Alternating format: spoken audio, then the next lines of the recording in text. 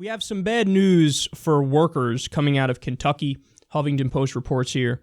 Kentucky Republicans opened 2017 by introducing a slate of anti-union bills in both chambers of the state legislature, including legislation that would make the state the last in the South to adopt a so-called right-to-work law. So, what does this right-to-work law actually do? Well, it bans union fee requirements. It prohibits public sector workers from striking, and it bans unions from political causes. So it bans them from political spending. Now, that last one, I would totally agree to that if we got money out of politics across the board. Totally. But when all you do is say, hey, unions can't give money, but the owner of the business can give money, the billionaires can give money, the corporations can give money, Wall Street can give money, but unions can't.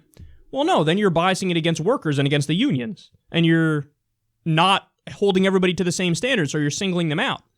So, again, what is this legislation? It is a move to screw unions and screw workers. Now, that's not just conjecture, because this is where, conservatives and Republicans try to interject and say, no, it's actually better for workers. That's why it's called right-to-work law. See, you're caring about the rights of the workers.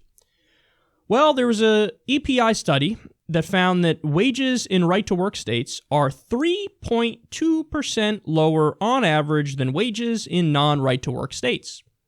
Because what they do is these fundamentally gut the unions. So, if you're a member of a union, you have to pay your dues. Now, when you pay your dues, this is where people can't follow it all the way through sometimes. But when you pay your dues, people think, oh, I'm wasting this money. I don't want to pay dues to this union. No, but you pay your dues and then you get it back and then some because they negotiate for you more vacation time, more pay, more sick days, better working conditions. So at the end of the day, you're way better off. But people think like, oh no, since I don't want to pay it. Well, then what happens is with these laws, it allows people to not pay their dues. And then when they don't pay their dues, you have the union slowly but surely dwindle away. And then there is no more union, and then finally, 3.2% less money you make. You get worse benefits, you get less money, and you get screwed more by the owner class because collective bargaining is necessary to fight back against greedy business owners who only care about their bottom line. And I'm not saying that because they're bad people, I'm saying that because that's the incentive structure of the system. It's an amoral machine, a corporation. So they care about profit, and that's it. And that's what the owner's going to care about, that's what the CEO is going to care about. So you need collective bargaining to counteract that and fight for basic things for people. So this is one study, 3.2% lower wages. Another one, I think the number is like $1,800 a year less they make if you're not in a union compared to if you are in a union. The right-to-work states make almost $2,000 a year. The individuals make almost $2,000 a year less. So as Tom Hartman calls it, and I think he's totally correct to call it this, it's not really a right-to-work law, it's a right-to-work-for-less law. So this is an important story because you get the sense that because the establishment Democrats, the neoliberals, are so bad, and I agree with you, they're horrific, but because they're so bad, there's been this weird backlash and this strange belief that's just not true that some people have that, well, then the Republicans must be the party of the workers. Bitch, what? Not even close.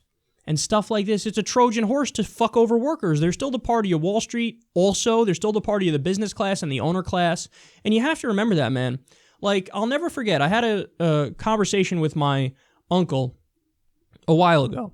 And he made the argument of, well, I don't, like, what do you mean? The Republicans are obviously better for middle-class people and poor people because they want to cut your taxes. So they want you to keep more of your own money. So, yeah, they're the party of, like, workers and regular people. And as I'm listening to him say that, I think, oh, my God, the Democrats are that bad and that shitty at messaging and explaining basic facts that this poor guy earnestly believes that the Republicans care more about regular people than the Democrats do. And, I mean, the response the Democrats should have had to when Republicans say, we're the party of tax cuts, is actually, no, we're the party of tax cuts. Because when you look at Democratic proposals, for 90%, 95% in some cases of the American people, the Democrats cut your taxes. So the Democrats want to lower your taxes if you're a normal, middle-class, working person. The Republicans, when they talk about tax cuts, they ain't talking about you, bitch. They're talking about the rich. And in fact, they effectively end up raising taxes on the poor and the middle class. Because oftentimes what they do, how many times have you heard them say, well, I want to do a flat tax? A flat tax is a regressive tax. A flat tax effectively raises taxes on the poor and the middle class and cuts it for the rich. Or they say, I want to do the fair tax. Well, if you do a fair tax like a consumption tax, a sales tax, and you get rid of the income tax, who does that affect more? That hurts lower income people, middle income people more than the rich.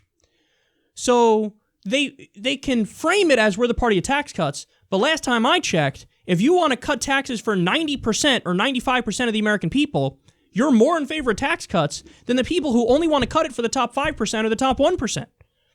And again, this isn't just my opinion. You go look at the plans they've proposed, and across the board, this is what happens. The Democrats cut taxes more for more Americans and only raise it on the rich. And it's the reverse for the Republicans. They say, they use the rhetoric of, we're going to cut taxes, we're going to cut everybody's taxes. But then they keep it the same or raise it on regular people, and they cut it for the rich.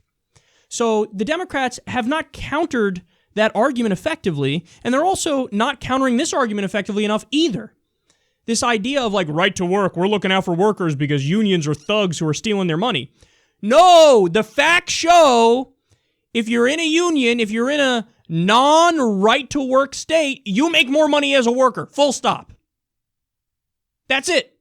You make less money if you're not in the union and if you're in a right to work state. So why would you vote for these Republicans who are pushing for right to work? Do you want to make less money? Is that what you want to do? You want to make less money? Well, go ahead. If you want to make less money, vote for them.